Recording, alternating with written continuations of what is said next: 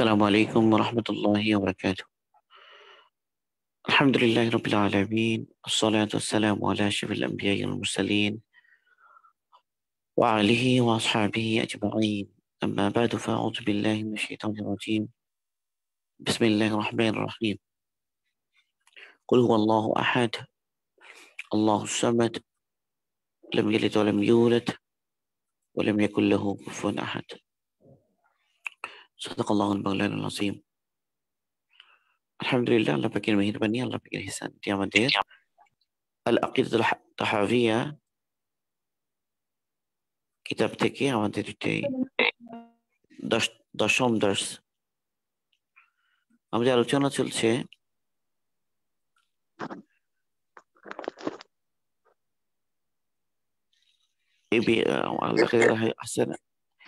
এর দশম দর্স, এটা আমাদের। তো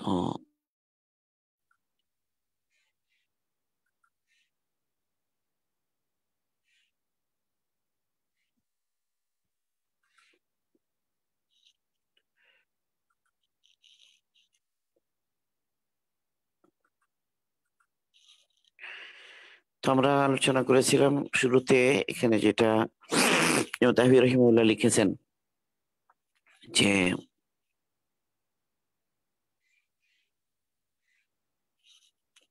قال العلامة حجة الإسلام أبو جعفر الوراق الطحاوي بمصر رحمه الله: هذا ذكر بيان عقيدة أهل السنة والجماعة على مذهب فقهاء الملة أبي حنيفة النعمان ابن ثابت الكوفي وأبي يوسف يعقوب بن إبراهيم الأنصاري وأبي عبد الله محمد بن الحسن الشيباني رضوان الله عليهم أجمعين وما يعتقدون من أصول الدين ويدينون به رب العالمين.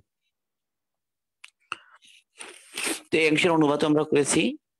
তো এখানে এই প্রসঙ্গে আমাদের দিন কাকে বলে এটা সঙ্গে এসেছে। এরপরে দিনের মধ্যে আকল এবং নকল উভয়ের সমন্বয়, যারা কি বলে যে জাবিল উকুল, আকল বিশিষ্ট যারা, তাদের জন্যই দিন, তারাই শরীয়তের মুকাল্লাফ, তাদেরকে শরীয়ত মুকাল্লাফ বানিয়েছে।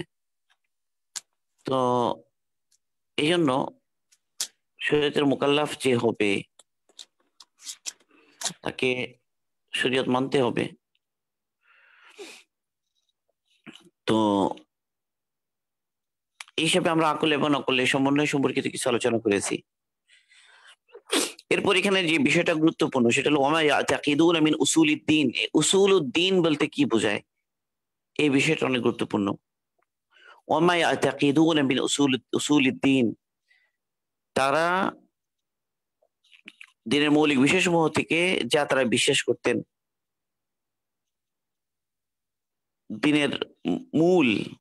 দিনের মূল সম্পর্কে তারা যা বিশ্বাস করতেন এবং যার ভিত্তিতে তারা আল্লাহ রাব্বুল আলামিনের আনুগত্য করতেন।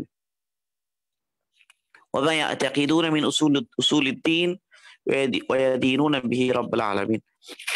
ওমা ইয়াতাকিদুনা, যা তারা বিশ্বাস করতেন, এই শব্দটা দ্বারাও বোঝা যায় যে আসলে এখানে উসুলুদ্দিন যেটা, তার সম্পর্ক বিশ্বাসের সাথে, আকাইদের সাথে। উসুলুদ্দিন বলতে বিশ্বাসের সাথে সম্পর্কিত বিষয়গুলোকেই বোঝানো হচ্ছে।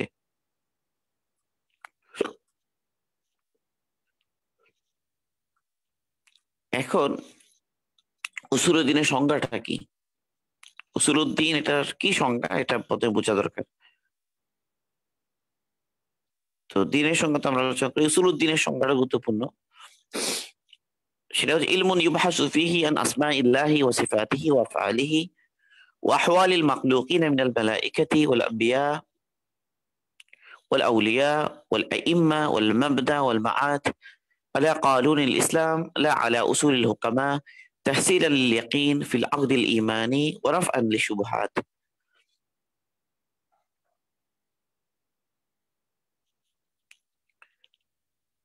তো এটা যেটা, সেটা হলো ইলমুন, এমন ইলম, ইউবহাসু ফিহি, যেখানে আলোচনা করা হয়, আন আসমাইল্লাহ, আল্লাহ পাকের নাম সম্পর্কে, ওয়া সিফাতিহি, আল্লাহ পাকের গুণাবলী সম্পর্কে, ওয়া আফআলিহি, আল্লাহ পাকের কার্যাবলী সম্পর্কে, ওয়া আহওয়ালিল মাখলুকিন, বিভিন্ন মাখলুকের অবস্থা সম্পর্কে, কোন কোন মাখলুক, মিনাল মালাইকা, ফেরেশতা, ওয়াল আম্বিয়া, আম্বিয়া আলাইহিমুস সালাম, ওয়াল আউলিয়া, আউলিয়া কিরাম, ওয়াল আইম্মাতি, ওয়াল আইম্মা ইমাম, ওয়াল মাবদা ওয়াল মাআদ, শুরু এবং পরিণতি। মাবদা মানে কিভাবে সৃষ্টি জগতের শুরু হলো এই বিষয়গুলো, ওয়াল মাআদ মানে আখিরাতের বিষয়, মৌতের পরে জিন্দেগি। আলা কানুন ইসলাম, ইসলামের কানুন অনুসারে, ইসলামের নিয়ম অনুসারে, নিয়ম নীতি অনুসারে, লা আলা উসুলি হুকামা, দার্শনিক বা বৈজ্ঞানিকদের উসুল অনুসারে নয়। কেন এটা করবো, এই আলোচনার উদ্দেশ্য কি? তাহসিলাল লিল ইয়াকিন ফিল আকদিল ইমানি, ইমানি যে বন্ধন সেটা আরো সুদৃঢ় করার জন্য, আরো দৃঢ় করার জন্য, সেখানে ইয়াকিন সৃষ্টি করার জন্য। তাহসিলান লিল ইয়াকিন ফিল আকদিল ইমানি ওয়া রাফআন লিশ শুবহাত, রাফআন মানে দূর করা, শুবহাত মানে সন্দেহ। তাহলে বোঝা গেল যে উসুলে দিন বলতে ওই এলেমকে বোঝানো হচ্ছে যেখানে আলোচনা হবে আল্লাহ পাকের নাম, আল্লাহ পাকের কার্যাবলী, আল্লাহ পাকের সিফাত সম্পর্কে এবং বিভিন্ন মাখলুকের হাল সম্পর্কে। বিভিন্ন মাখলুক বলতে বোঝানো হচ্ছে যারা ফেরেশতা, আম্বিয়া, তারপর হলো আউলিয়া, আল্লাহর ওলি যারা, ওয়াল আইম্মা যারা ইমাম, ওয়াল মাবদা ওয়াল মাআদ শুরু এবং পরিণতি, আকিরাতের বিষয়গুলো ইসলামের কানুনের ভিত্তিতে। এবং সেটা কিসের ভিত্তিতে নয়, মানে দার্শনিক এবং বৈজ্ঞানিকদের যে উসুল সে অনুসারে নয়, ইসলামিক কানুন অনুসারে আলোচনা করা হবে। তাহসিলাল লিল ইয়াকিন, উদ্দেশ্য হবে ইয়াকিন অর্জন করা, ফিল আকদিল ইমানি, ইমানি বন্ধনের মধ্যে আরো সুদৃঢ় করা, এটার উদ্দেশ্য। ওয়ারাফআন লিশ শুবহাত, এবং সন্দেহ দূর করা। তো এখন উসুলউদ্দিন এটা যদি আমরা বলি, তাহলে প্রথমত উসুলউদ্দিনের মধ্যে আমরা বুঝলাম যে এখানে মূল সম্পর্ক হচ্ছে, উসুলউদ্দিনের মধ্যে মূল সম্পর্ক যেটা, এটা হলো ইতিকাদ এবং বিশ্বাস। উসুলউদ্দিন বলতে যে বিষয়টা আসবে এখানে, উসুলউদ্দিন, তো এটার অনেকগুলো নাম আছে। কেউ বলেন যে এটাকে ইলমুত তাওহীদ, ইলমুত তাওহীদ বলেন, কেউ এটাকে ইলমুল আকাইদ বলেন,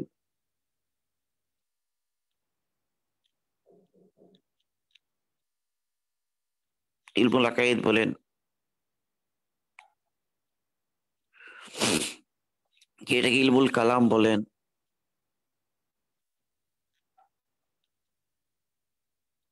এ বিভিন্ন নাম আছে,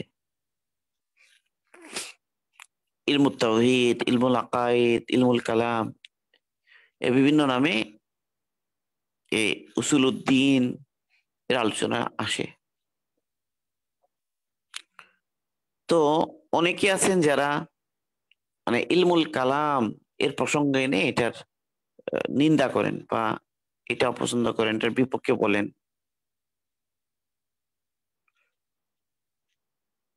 ইলমুল কালাম আসলে বিষয়গুলো একই জিনিসই। ইলমুত তাওহীদ বলি বা ইলমুল আকাইদ বলি বা ইলমু উসুলুদ্দিন বলি, তো সবগুলো বিষয় বলতে গেলে আসলে একই জিনিসই। তো এখানে কতগুলো বিষয় বোঝার আছে, সেটা হলো উসুলুদ্দিনের মধ্যে অন্তর্ভুক্ত হবে কোন কোন বিষয়গুলো। আমরা বললাম যে আকাইদের বিষয়গুলো এখানে যুক্ত হবে। এখন এই কথা যদি বলা হয়, তাহলে আমাদের যে কিতাবটা আল আকিদাত তাহাবিয়া, এটা তো উসুলুদ্দিনের উপরেই কিতাব, ইলমুল আকাইদের উপরেই কিতাব। অথচ এখানে দেখা গেল যে মানে মোজার উপরে, চামড়ার মোজার উপরে মাসেহ করার মাসাইল তিনি নিয়ে এসেছেন, সেটার দিকে আসবে। আহলুস সুন্নাহ ওয়াল জামাআহ এর বৈশিষ্ট্য বলতে গিয়ে মানে যারা চামড়ার উপর দিয়ে মাসেহ করাটাকে জায়েজ মনে করেন, চামড়ার উপর দিয়ে মাসেহ করা এটা তো মানে কিসের সম্পর্ক না, মানে উসুল আকাইদের সাথে সম্পর্কিত বিষয় না, ফুরু মানে শাখা পোশাকের সাথে সম্পর্কিত বিষয়। তো এটা আলোচনা উনি আনলেন যে এটা একটা বিষয় আসবে। তো এখানে আসল কথা হলো যে সাধারণত উসুলউদ্দিন এবং ফুরু, উসুল এবং ফুরু শব্দটা, এই উসুল মানে হলো মূল, একটা হলো উসুল আর আরেকটা হলো ফুরু। উসুল এবং ফুরু এটা সবসময় আমাদের মাথায় থাকা দরকার, আমাদের বুঝে আসা দরকার যে উসুল কি, ফুরু কি। উসুল এবং ফুরু সম্পর্কিত ধারণাগুলো পরিষ্কার থাকা দরকার। কোনটাকে উসুল বলা হয়, কোনটাকে ফুরু বলা হয়। তো এগুলো পরিষ্কার থাকা দরকার, উসুল কি ফুরু কি। আসলে উসুল শব্দটা মানে মূল, উসুল শব্দের অর্থ হচ্ছে যে মূল, আর ফুরু মানে হলো শাখা। একটা হলো উসুল, একটা হলো ফুরু। তো উসুল বলতে সাধারণত আকাইদের সাথে সম্পর্কিত বিষয়গুলোকে উসুল বলা হয়, আর আমাদের সাথে সম্পর্কিত বিষয়গুলোকে ফুরু বলা হয়। তাহলে উসুলের সম্পর্ক বিশ্বাসের সাথে,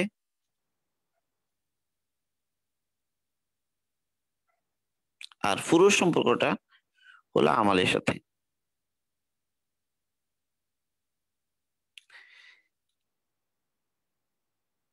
এখন এখানে আরেকটা বিষয় আসবে, সেটা হলো যে কারো মুসলমান থাকা বা না থাকা, এই প্রসঙ্গে যখন কথা আসবে তখন যেমন ধরা যাক যে উসুল উদ্দিনের কোনো কিছু যদি কেউ স্বীকার করে, তো সে কেবল তখনই কি সে কাফের হবে? ফুরুর সাথে কি মুসলমান হওয়া না হওয়ার সাথে কোনো সম্পর্ক নাই? এই ধরনের একটা বিষয় আসবে।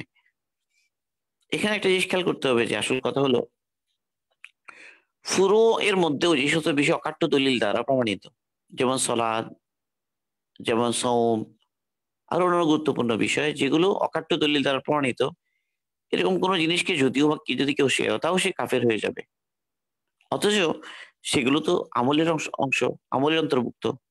তা আমলের মধ্যে যা অকাট্য দলিল দ্বারা প্রমাণিত সেগুলো অস্বীকার করলেও কিন্তু মানুষ কি হয়ে যাবে? কাফের হয়ে যাবে। সেগুলো কোনটা যদি অস্বীকার করে তো সে কাফের হয়ে যাবে।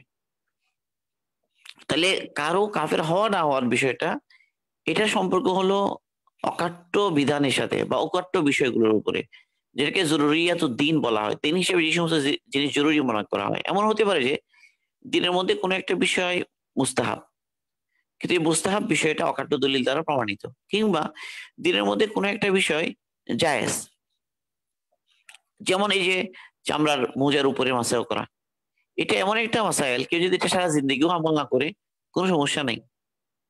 কিন্তু এটা যে ইসলামী দিনের মধ্যে আছে, আমাদের শরীয়তের মধ্যে আছে, এটা যদি কেউ অস্বীকার করে, এটা কিন্তু তখন কুফরি হবে। কারণ চামড়ার মোজার উপর দিয়ে মাসাও করা এটা ওয়াজিব, সরি, এটা অকাট্য দলিল দ্বারা প্রমাণিত, হাদিসের মতো হাদিস দ্বারা প্রমাণিত। এই জন্য আহলুস সুন্নাহ ওয়াল জামা এর বৈশিষ্ট্য বলতে গিয়ে এই জিনিসটা চলে এসেছে। কারণ আহলুস সুন্নাহর বাইরের কেউ কেউ আছে যে যারা এটাকে অস্বীকার করেছে, চামড়ার উপর মাসেও করা কেউ অস্বীকার করেছে, এরকম কিছু গ্রুপ আছে, শিয়াদের কিছু শিয়ারা আছে যেমন তারা।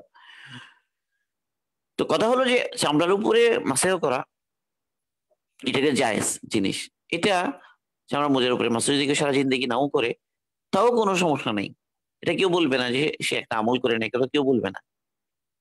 কিন্তু যে চামড়ার উপর মাসেও করা, এটা যে ইসলামী শরিয়ার ভিতরে আছে, ইসলামী শরিয়া এটাতে জায়েজ করেছে এবং এটার সুযোগ আছে, এটাকে যদি কেউ অস্বীকার করে তাহলে এটা কিন্তু কি হবে? কুফরি হবে। কারণ চামড়ার মোজার উপরে মাসেও করা এটা অকাট্য দলিল দ্বারা প্রমাণিত।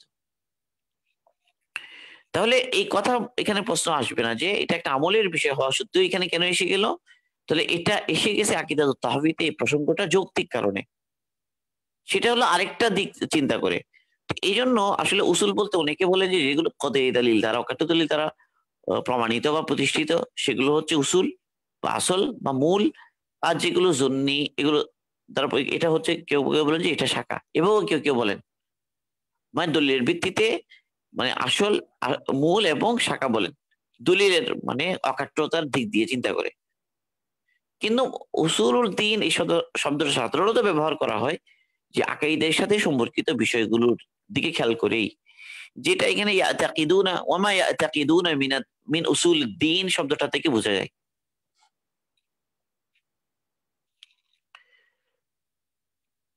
এতটুকু আলোচনা এখানে আমরা করলাম। এর বিস্তারিত আলোচনা এটা এই কিতাবের শেষের দিকে এই বিষয়গুলো নিয়ে আরো বিস্তারিত আলোচনা আসবে, শেষের দিকে এসে আলোচনা বিস্তারিত আসবে।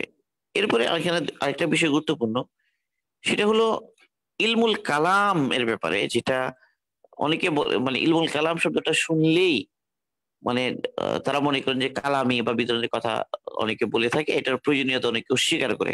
এটা একটা গুরুত্বপূর্ণ বিষয়। তো কারণ উসুলউদ্দিন এটার আরেক ইস্তিলা বা পরিভাষা হলো এটা ইলমুল কালাম, ইলমুল কালামও বলা হয় এটাকে। তো আসল কথা হলো কি যে হুজ্জত এবং দলিল পেশ করা আকাইদকে প্রতিষ্ঠিত করার জন্য। সঠিক যে আহলুস সুন্নাহ ওয়াল জামাআহ এর আকাইদকে প্রতিষ্ঠিত করার জন্য, এটাকে সাবেত করার জন্য দলিল আদিল্লা পেশ করা, আকলি দলিলগুলো পেশ করা, এটা এক বিষয়। আর আকলের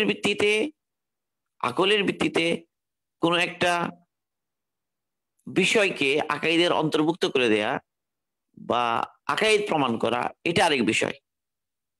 মানে আকাইদের কোনো একটা বিষয় আকাইদের অংশ হওয়ার জন্য বা আকাইদের মধ্যে অন্তর্ভুক্ত হওয়ার জন্য দলিল তো কোরআন এবং সুন্নাহ বা আমাদের যেগুলো আসল দলিল সেগুলো, এগুলো হক না না হক এটা প্রমাণ করার জন্য আকলি দলিলের প্রয়োজন নাই। খেয়াল করতে হবে যে দলিল তো কোরআন এবং সুন্নাহ, এটা নিয়ে কোনো সন্দেহ নাই, এটার কোনো ইখতিলাফও নেই। কিন্তু অনেক সময় আছে যে যারা বিভিন্ন বাতিল ফিরকাগুলো এসেছে, যারা বিভিন্ন আকল দ্বারা তারা বিভিন্ন বিষয়কে প্রতিষ্ঠিত করার চেষ্টা করেছে এবং সেগুলো দিয়ে তারা কি করেছে, তারা অনেক বিষয় তাদের আকলের সাথে না হওয়ার কারণে তারা স্বীকার করেছে।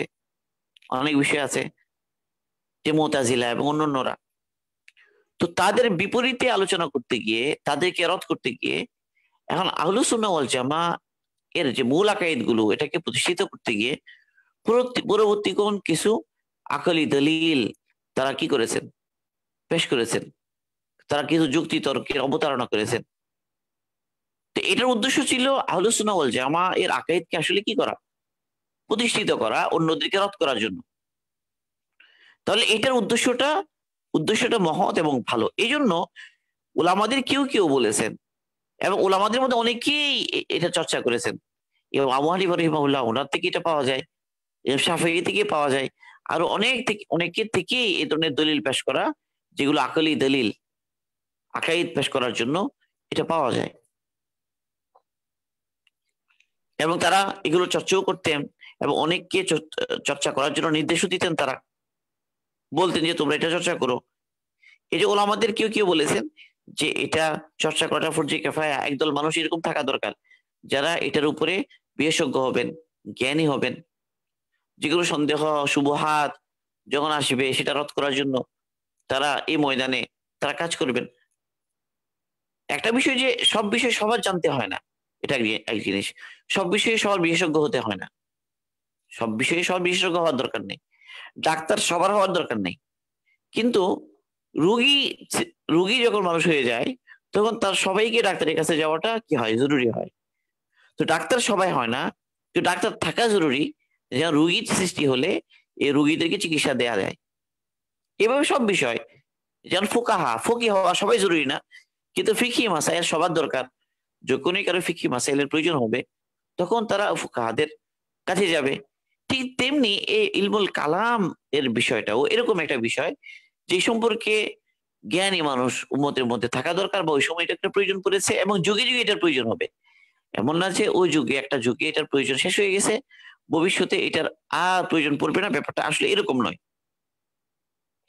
বরং যুগে যুগে এটা কি হবে, এটার প্রয়োজন পড়বে। এই জন্য আমরা দেখি যে মানে ইলমুল কালামের দুইটা দিক আছে। ইলমুল কালাম যেটা, এটা দুইটা দিক আছে। একটা দিক হলো মারিফাতুল আদিল্লাতিল ইয়াকিনিয়াতিল কাইমা আলাল আকাইদিদ দীনিয়া, দিনের যে আকাইদ, মৌলিক আকাইদ গুলো, সেগুলোর পক্ষে যে ইয়াকিনি দলিলগুলোকে জানা, এটা একটা বিষয়।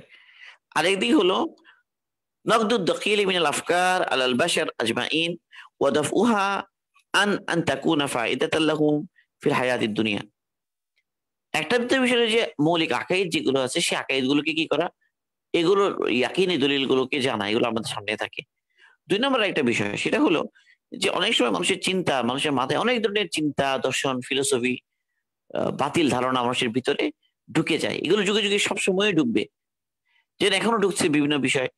সেই জিনিসগুলোকে রদ করা, এগুলোকে দফা করা, কারণ এগুলো মানুষের জীবনের জন্য সমস্যা, তার দুনিয়ার জন্য সমস্যা, তার আখিরাতের জন্য সমস্যা এবং সুস্থ জীবন যাপনের জন্য সমস্যা। সুস্থ সমাজের জন্য এগুলো সমস্যা। আমরা অনেক অসুস্থ চিন্তা আমরা দেখতে পাই, এখন অনেক অসুস্থ চিন্তা, বিভিন্ন অসুস্থ চিন্তা মানুষের ভিতরে, যেমন সমকামিতা, এটার বৈধতা তালাশ করা, আরো অন্যান্য জঘন্য বিষয়, ইনচেস্ট, আরো অনেক খারাপই যেগুলো জঘন্য জিনিস, এগুলোকে জায়েজ প্রমাণের চেষ্টা করা, আরো কত ভাবে এগুলো চিন্তাগুলো সব অপচিন্তা এবং খারাপ চিন্তা। এই চিন্তাগুলোকে অনেক সময় যুক্তি তর্ক এগুলোর মাধ্যমে রদ করতে হয়, দলিল পেশ করতে হয়। ইলমুল কালামের একটা বড় ক্ষেত্র এই সমস্ত ক্ষেত্রে, যে সমস্ত নতুন দর্শন এবং চিন্তা যেগুলো আমাদের মূল বিশ্বাসকে নড়বড়ে করে দিতে চায়, অনেক সময় মূল দিনের উপরে কি হয়ে যায়, হুমকি হয়ে যায় এবং মানুষকে দিন থেকে সরিয়ে দেওয়ার কারণ হয়। তো মানুষের জন্য কোনটা উপকারী কোনটা উপকারী না, মানুষের জীবনের মধ্যে কোনটা কিভাবে চলা দরকার, কিভাবে চলা দরকার নয়, এই সময় অনেক বিষয়, অধিকারের প্রশ্ন, কোনটা তার অধিকারের মধ্যে আসবে, কোনটা অধিকারের মধ্যে আসবে না, এই বিভিন্ন বিষয়ে বিভিন্ন দর্শন এবং চিন্তা নানা মিলে উঠছে বিভিন্ন ভাবে, বিশেষ করে পাশ্চাত্য দর্শন, পশ্চিমা দর্শন, এগুলোর কারণে অনেক, যেগুলো মানব জাতির জন্য ক্ষতিকর বিষয়, একটা বিশাল জনগোষ্ঠী বা কিছু একটা গ্রুপ আছে যে যে তারা এগুলোকে কি করতে চায়, এগুলোকে সাবেত করতে চায়, এগুলো সমাজের মধ্যে এগুলোর প্রচলন ঘটাতে চায়, যেমন সমকামিতা, যেমন ইনচেস্টের মতো বিষয়গুলো। তো এখন এগুলোর বিপরীতে এগুলোকে রদ করার জন্য কিন্তু এখানে ইলমুল কালামের একটা বড় ভূমিকা আছে। এবার যত ধরনের অপচিন্তা, অপ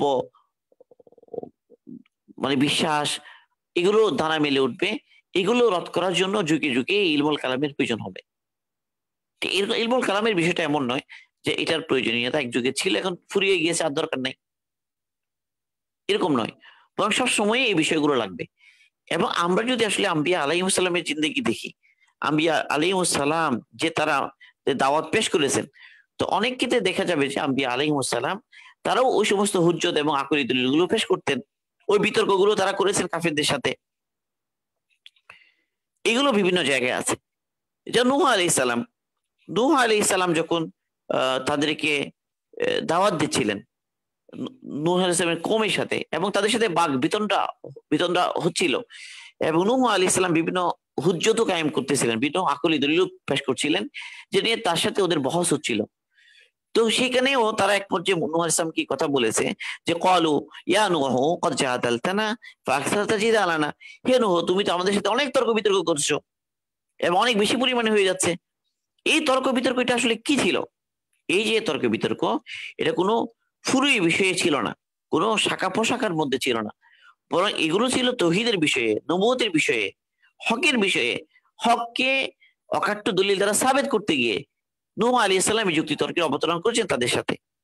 এবং নূহ আলাইহিস সালাম নন শুধু, ইব্রাহিম আলাইহিস সালামের দিকে যদি আমরা তাকাই, ইব্রাহিম আলাইহিস সালাম বিভিন্ন জায়গায় ওনার দলিলগুলো, ইব্রাহিম আলাইহিস সালাম যে তর্ক বিতর্ক করেছেন, বিভিন্ন আকলি দলিলগুলো পেশ করেছেন, সেগুলো কোরআনে পাকে বিভিন্ন জায়গায় আছে।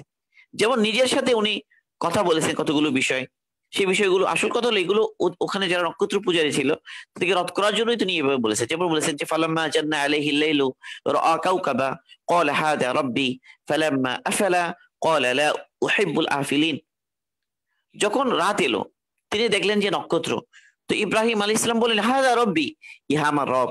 ফালাম্মা আফালা, যখন এই তারকা ডুবে গেল, ক্বালা লা উহিব্বুল আফিলিন, যে জিনিসগুলো ডুবে যায় সেগুলোকে আমি ভালোবাসি না, সেগুলোকে আমি পছন্দ করি না। তাহলে এই যে একবার তারকা উদয় হলো, তিনি বললেন এটা আমার রব, তারপর তারকা ডুবে গেল, এরপর তিনি বললেন যে আমি যারা ডুবে যায় তাদেরকে আমি কি করে পছন্দ করি না। মানে যে জিনিস ডুবে যায়, যে জিনিস একবার উঠে আবার ডুবে, সেই জিনিস কি হতে পারে না, সে যে রব হতে পারে না। মানে এটা উনি দলিল পেশ করছেন বাস্তবে তাদের বিরুদ্ধে যারা নক্ষত্র পূজারী। তো এগুলো তো আকলি দলিল এবং হুজ্জত। তো এভাবে বিভিন্ন সময়ে উনি কি করছেন, দলিল পেশ করছেন, এরপরে চাঁদ উঠলো আবার দলিল পেশ করেন, আবার সূর্য উঠলো দলিল পেশ করেন, অবশ্যই বলেন যে ইন্নী ওয়াজ্জাহাতু ওয়াজহিয়া লিল্লাযী ফাতারাস সামাওয়াতি ওয়াল আরদা হানিফা ওয়া মা আনা মিনাল মুশরিকিন, এই কথা বললেন। তো এটাও কি ছিল আসলে, তো এটাও ছিল নজর এবং ইস্তিদলাল, যুক্তি তর্কের মাধ্যমে প্রমাণ করা, হককে প্রতিষ্ঠিত করা। তো এই যে আম্বিয়া আলাইহিস সালামরা তারা এই ধরনের তরিকা অবলম্বন করেছেন এবং পরবর্তী ইমামগণ অবলম্বন করেছেন। আবু হানিফা রাহিমাহুল্লাহ অনেকের সাথে তর্ক বিতর্ক করেছেন, বিভিন্ন সময়ে এই বিষয়গুলো এসেছে। এবং ইব্রাহিম আলাইহিস সালামের এই দলিলগুলোকে আল্লাহ পাক বলেছেন ওয়াতিলকা হুজ্জাতুনা আতাইনাহা ইব্রাহিম আলা কওমি। আল্লাহ পাক স্বয়ং বলছেন ওয়াতিলকা হুজ্জাতুনা, এগুলো হচ্ছে আমাদের হুজ্জত, আমাদের দলিল, যেগুলো আমরা ইব্রাহিমকে দান করেছি তার কওমের বিরুদ্ধে। একেও ইব্রাহিম আলাইহিস সালাম তার পিতার সাথে কথা বলেছেন, পিতার সাথে উনি আলোচনা করেছেন, পিতার সামনে যুক্তিতর্ক পেশ করেছেন। তুমি ইয়া আবাতি লিমা তা'বুদু মা লা ইয়াসমাউ ওয়া লা ইউবসিরু ওয়া লা ইউগনি আনকা শাইআ, হে আমার পিতা, আপনি এ, ওই জিনিসের কি করেন, ইবাদত করেন যা শুনে না, যা দেখে না, এবং যা আপনাকে কোনো কিছু থেকে রক্ষাও করতে পারবে না, কোনো প্রকার সহযোগিতা আপনাকে করতে পারবে না। তো এগুলোকে হককে প্রমাণ করার জন্য মানে অকাট্য যে আকলি দলিল গুলোকে পেশ করা, যে আকল যেগুলো বলবে যে একটা জিনিস চোখে দেখে না, একটা জিনিস কানে শুনে না, একটা জিনিস কোনো সহযোগিতা করতে পারে না, সেই জিনিসগুলো কি রব হতে পারে? তাহলে এই বিষয়গুলো সবগুলো কি ছিল? দলিলই ছিল। এবং নমরুদের সাথে বহজের কথা আসে কোরআনে পাকের মধ্যে ইব্রাহিম আলাইহিস সালামের, সেখানে তিনি বলেছেন রব্বি আল্লাযী ইউহয়ী ওয়া ইউমীত, আমার রব হচ্ছেন তিনি, তিনি কি করেন, জীবিত করেন, মৃত করেন। তো সেখানেও পরে সেও কি করলো, একটা লোককে ছেড়ে দিল, মৃত্যুদণ্ড প্রাপ্ত এক ব্যক্তিকে, আর নিরাপরাধ এক ব্যক্তিকে সে শাস্তি দিল। পরে ইব্রাহিম আলাইহিস সালাম বললে যে আমার রব সূর্যকে পূর্ব দিক থেকে তুলেন আর পশ্চিম দিকে কি অস্ত ঘটান, তাহলে তুমি যদি পারো তাহলে এটার বিপরীতটা করো। তো ফাবুহিতাল্লাযী কাফার, যে ব্যক্তি যে কুফরি করেছে সেইখানে কি হয়ে গেল, লা জবাব হয়ে গেল, তার কোনো জবাব নাই। তো এই যে হুজ্জত গুলো কায়েম করা, দলিল গুলো কায়েম করা, এটা আম্বিয়া আলাইহিস সালামের বৈশিষ্ট্য ছিল। এবং কোরআনে পাকে বিভিন্ন জায়গায় নবীদের এই যে হুজ্জত কায়েম করা গুলো, মুজাদালা বিষয় প্রসঙ্গগুলো এসে এসে গেছে। একে মুসা আলাইহিস সালামের সাথে আলোচনা হয়েছে। তাকে জিজ্ঞাসা করেছে ফামা রব্বুকুমা ইয়া মুসা, হে মুসা আপনার রব কে? তো তিনি বলেন ক্বালা রব্বুনাল্লাযী আতা কুল্লা শাইইন খালকাহু সুম্মা হাদা। তো এগুলো দলিল, যে ইব্রাহিম ইসলাম দলিল পেশ করেছেন সেই দলিলটা মুসা ইসলামও পেশ করতেছেন ইব্রাহিম ইসলামের মতো অনেকটা। যে ইব্রাহিম ইসলাম বলছে আল্লাযী খালাকানি ফাহুয়া ইয়াহদিন, সেই কথাটাই মুসা ইসলামের কথার মধ্যে এসেছে যে আতা কুল্লা শাইইন খালকাহু সুম্মা হাদা। এবং পরে বলেন যে রব্বুকুম ওয়া রব্বু আবাইকুমুল আউয়ালিন, রব্বি আল্লাযী ইউহয়ী ওয়া ইউমীত, রব্বুল মাশরিকি ওয়াল মাগরিব। তো এই বিষয়গুলো যেন ইব্রাহিম ইসলাম দলিল দিয়েছেন ফাইন্নাল্লাহা ইয়াতি বিশ-শামসি মিনাল মাশরিকি ফায়াতি বিহা মিনাল মাগরিব। তো এই নবীগণ আম্বিয়া আলাইহিস সালাম এভাবে হুজ্জত কায়েম করেছেন এবং মুজাদালা করেছেন, তর্ক বিতর্ক করেছেন। তো অনেক সময় বাতিলের বিরুদ্ধে এই ধরনের যুক্তি তর্ক হককে সাবিত করার জন্য করতে হয়। ঠিক একই কাজটা মুতাকাল্লিমগণ করেছেন যারা বাতিল ফিরকা এসেছে তাদের বিরুদ্ধে। এবং তখন যেমন এটার প্রয়োজন ছিল, পরবর্তীতেও যদি এই ধরনের কোনো বাতিল ফিরকা যদি উঠে আসে তো তাদের বিরুদ্ধেও তখন এইভাবে যুক্তিতর্ক এগুলো পেশ করা লাগছে প্রতিনিয়তই। তো এগুলো দিয়ে আকীদাকে প্রমাণ করার জন্য বাস্তবে মানে আকীদার মৌলিক আকীদার বিপরীতে যখন গলত চিন্তা, বিশ্বাস, দর্শন দাঁড়ায় সেগুলিকে রদ করার জন্য। এবং এই আকলি দলিলগুলো পেশ করা, আমাদের কাছে নকলি দলিল আছে, কোরআন এবং সুন্নাহ আছে। এরপরে অনেক ক্ষেত্র এসে যায় যে যেখানে কোরআন সুন্নাহ দলিল সে পেশ করা যায় না, কারণ সে তো কোরআন সুন্নাহ মানেই না।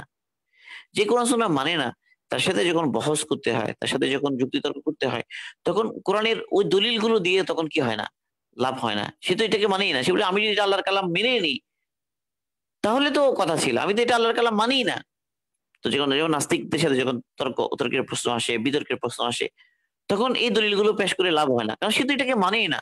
রসুলের হাদিস, সে তো রসুলকে রসুলই মানে না। এরপরের কথা হলো পরে, রসুলকে রসুলই মানে না, মানে যে আল্লাহকে মেনে নিয়েছে, আল্লাহ পাকের আহ, অস্তিত্বের কথা যে মানে স্বীকার করে, তাকে আল্লাহর কালাম বলে কোরআন থেকে দলিল দেওয়া যায়।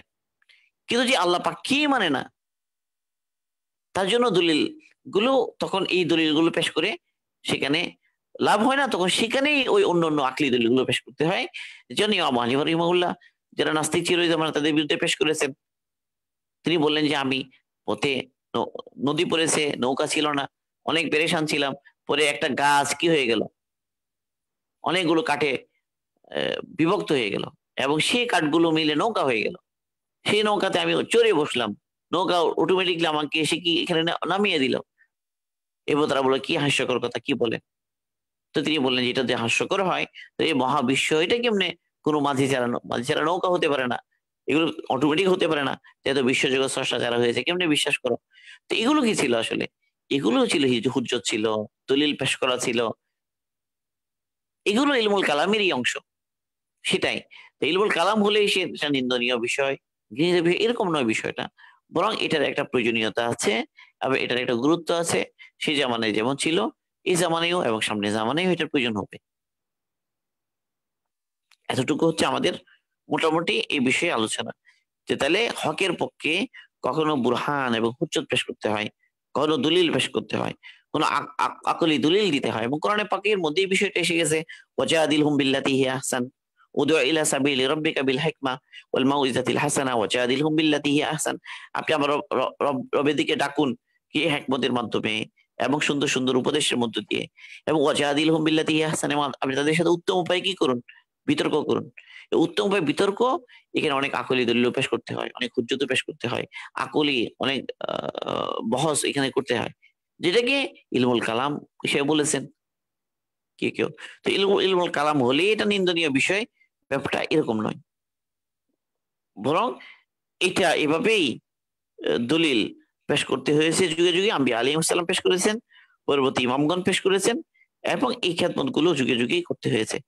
এই জন্য এটাকে আশরাফুল উলুম বলেছেন, যে আল্লাহ পাকের আকাইদের ইলম এবং আকাইদের সত্যতা এটা বুঝতে পারা, ইয়াকিনি দলিলগুলো পেশ করতে পারা, এর যেন কোনো প্রকার সন্দেহ না থাকে, পরিষ্কার হয়ে যায় সাধারণভাবে সবার কাছে, যে দ্বীনের সত্যতা, আকাইদের সত্যতা কি হয়েছে, সুস্পষ্ট হয়ে যায়, এই জন্য দলিল পেশ করা। তো এটাই ওলামা ইকরাম যুগে যুগে করেছেন। আল্লাহ সুবহানাহু ওয়া তাআলা আমাদেরকে এই কথাগুলো বুঝার তৌফিক দান করুন। আমরা আপাতত এখানেই শেষ করছি আজকে। তো আজকে আমাদের আলোচনার বিষয় হলো দুইটা বিষয়, এক হলো উসুলুদ্দিন কি, সেটা আমাদের সামনে আসে। উসুলুদ্দিন সম্পর্কে আমাদের, উসুলুদ্দিন যেটা, এটা আমরা আলোচনা করলাম একটা বিষয় উসুলুদ্দিন। তো উসুলুদ্দিনের সম্পর্ক হলো আকাইদের সাথে, উসুলুদ্দিন যেটা, এটা সম্পর্ক হলো আকাইদের সাথে, আকাইদ। তো কেবল উসুলুদ্দিন আকাইদ যদি আমরা বলি, তাহলে আকাইদ বিষয়গুলোর বিশ্বাস করা না করার উপর ইমান আর কুফর হবে, কেবল এটা নয়, অনেক ফুরুই বিষয় অনেক সময় দাখিল হবে যেটা আমলের সাথে সম্পর্কিত। সেটা কখন? সেটা যখন অকাট্য দলিল দ্বারা প্রতিষ্ঠিত হয়। এই প্রসঙ্গ আমরা বললাম। এরপরে দ্বিতীয় প্রসঙ্গ আমরা যেখানে আলোচনা সেটা হলো যে ইলমু উসুলুদ্দিন, এটাকে ইলমুল কালামও বলা হয়।